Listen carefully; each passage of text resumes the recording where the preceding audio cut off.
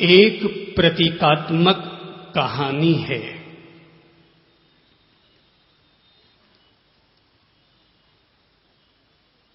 एक मालिक के घर पर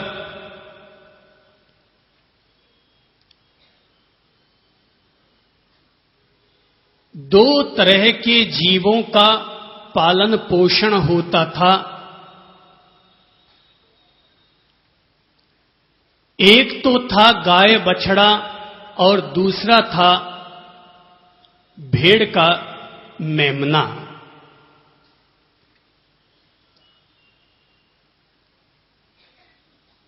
गाय बछड़े को खाने के लिए सूखी घास मिलती थी।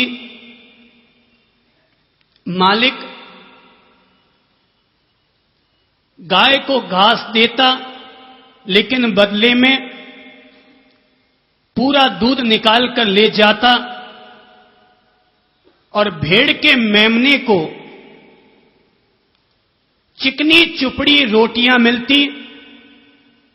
खाने के लिए वक्त बेवक्त कई तरह के माल मलिंदे मिलते थे। एक दिन बछड़े ने अपनी मां से कहा कि मम्मी, ये हमारा मकान मालिक भी कैसा है? तुम्हें खाने के लिए तो केवल घास देता है और बदले में तुम इतनी महानता दर्शाती हो कि अपना बेशकीमती दूध मकान मालिक को दे दिया करती हो, और एक ये मेमना न कुछ देता है न कुछ लेता है, केवल दिन भर माल पर माल खाए चला जाता है। हमारा मालिक रोजाना इसे तुम्हारा बचा हुआ दूध भी पिला दिया करता है। मेरी पेट पर तो लात मारता है और इसको पीने के लिए दूध देता है।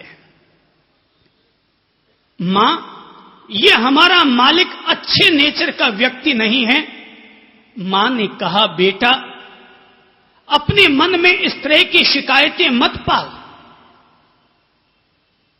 जो लोग ज्यादा माल मलिंदा खाते हैं उन पर कभी भी मौत मंडरा सकती है, लेकिन जो सूखी पाकी घास खाकर के कण भर लेकर के भी अपनी ओर से बेशकीमती दूध के रूप में मन भर लौटा दिया करते हैं, उन्हें अपनी जिंदगी में किसी भी तरह का खतरा नहीं उठाना पड़ता। गाय ने अपने बच्चे को समझाना चाहा कि बेटा, ये जो तुझे सूखी पाकी घास खाने को मिलती है, तो इसके लिए मन में किसी तरह का खेद मत कर। अपन लोग इसी में संतुष्ट हैं। मैं पिछले 10 साल से इस मकान के मालिक के घर पर रहती हूं और 10 साल से मैं यही घास खाती हूं, दूध देती हूं, लेकिन मैंने इस घर में न जाने अब तक कितने ही मेमने आते हुए देख लिए और मेमनों को जाते हुए देख लिया। बच्चा मां की बात से सहमत न हो पाया और रोज बरोज बच्चा अपनी मां के आगे शिकायत करता रहता। मां समझाती पर बात समझ में न आती। एक दिन मकान मालिक के घर पर बड़े मूल्यवान मेहमान आए। बड़े मेहमान आए, घर में बड़ी चहलकदमी चल रही थी। बच्चे ने मां से कहा, मम्मी मम्मी, लगता है आज हमारे मकान मालिक के घर पर बड़े बड़े मेहमान आए हैं। लगता है आज तो शाम को अपन लोगों को भी बचा हुआ माल खाने को जरूर मिलेगा। वो इस तरह से कुछ बात कर ही रहे थे कि तभी देखा कि मकान मालिक एक बड़ा भारी छुरा लिए हुए और मकान के पिछवाड़े की तरफ आ रहा है, बेटा साथ में। और जैसे ही अंदर आए बाड़ी की तरफ कि झट से उन्होंने मेमने को पकड़ा, नीचे पटका और बेटे ने झट से छुरी गर्दन पर चला दी। मेमने ने मी मी मी मी किया और आधे मिनट में ही ठंडा हो गया। बच्चा मां से लग पड़ा कलेजे से लग पड़ा बछड़ा अपनी मां गौ माता से और कहने लगा, मां मां ये क्या हो रहा है? मां ने कहा, बेटा मत घबरा बेटा, ये लोग जो माल मलिंदे खा रहे थे, मुझे पहले से ही पता था कि एक दिन ऐसा जरूर आएगा। ये मेमना जो माल खा खा करके मूंछों पर ताव दिया करता था, ये मेमने के हालत यही होने थे, मुझे पहले से पता था। बेटा तू मत घबरा, क्योंकि जो सूखी पाकी खाकर जो संतोष का धन अपने जीवन में स्वीकार करके और सात्विक भोजन लेते हुए अपना जीवन जिया करते हैं, उनसे तो मौत भी, यमराज भी कोसों दूर ही रहा करते हैं। कहानी तो प्रतीकात्मक है। कहानी ये प्रतीकात्मक है कि जो व्यक्ति ज्यादा माल मलिंदे खाता है, वो व्यक्ति न केवल जल्दी यमराज का मेहमान बन जाया करता है, बल्कि जब तक जीता है तब तक संडमुसंड बन करके, मोटा पहलवान बन करके अपने घर में बीमारियों को भी न्योता देता रहता है। लेकिन जो आदमी गाय और बछड़े की तरह सात्विक भोजन लेते हैं और अपना जीवन प्रभु भजन के लिए, अपना जीवन निर्माण के लिए, अपना जीवन प्रगति के पथ पर समर्पित किया करता है, उसका तो मौत भी कुछ नहीं बिगाड़ सकती है। शैतान जो इंसान के पास में बीमारियों के रूप में आया करता है, शैतान उनके करीब नहीं आ पाता, क्योंकि उनके रक्त में इतनी निर्मलता और पवित्रता रहा करती है। शैतान वहीं पर ही तो अपने कदम बढ़ाया करता है जहां गंदगी होती है। शैतान वहीं पर रहा करता है जहां व्यक्ति के शरीर में दूषित रक्त रहता है। मच्छर किसका खून पीते हैं? मच्छर गंदगी पर रहते हैं, गंदगी पर अपना बसेरा करते हैं, और जिनके शरीर का रक्त भी गंदा हुआ करता है, मच्छर उन्हीं के पास जाकर के काटते हैं, मलेरिया फैलाते हैं। पर जिनका रक्त गाय बछड़ी की तरह सात्विक भोजन लेकर के निर्मल रहा करता है, मच्छर भी उनसे दूर रहा करते हैं। इंसान का जीवन तो किसी वीणा के तारों की तरह हुआ करता है। अपने जीवन को हमें वैसे ही साधना चाहिए जैसे कोई संगीतकार अपने वीणा के तारों को साधा करता है। अगर हम अपने जीवन की वीणा के तारों को जरूरत से ज्यादा अगर ढीला छोड़ देंगे तो उससे संगीत पैदा ना होगा। अगर हमने वीणा के तारों को ज्यादा ढीला छोड़ दिया तो संगीत की बजाय किसी गधे की ढेंचू पैदा होगी, और अगर हमने जरूरत से ज्यादा उसे कस दिया तो किसी कौवे की काऊ काऊ वीणा के तार से निकलनी शुरू हो जाएगी। जीवन वीणा के तारों की तरह है, और वीणा के तार संगीत तभी देते हैं जब उनके बीच एक तारों का संतुलन, बराबर कसावट भी हो, थोड़ा ढीला भी हो। जीवन के साथ भी यही मध्यम मार्ग अपनाया जाना चाहिए। जीवन के साथ भी यही संतुलन अपनाया जाना चाहिए। संतुलन का नाम ही स्वास्थ्य है और असंतुलन का नाम ही बीमारी है। शरीर की अपनी प्रकृति है, शरीर की अपनी प्रकृति है, मन की अपनी प्रकृति है, सबकी अपनी अपनी प्रकृतियां हुआ करती है।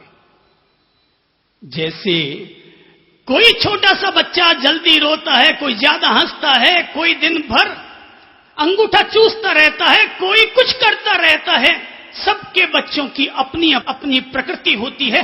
ठीक इसी कदर हम सब लोगों के शरीर और दिमाग की भी अपनी अपनी प्रकृति हुआ करती है। सबके लिए कोई एक तय दवा नहीं होती।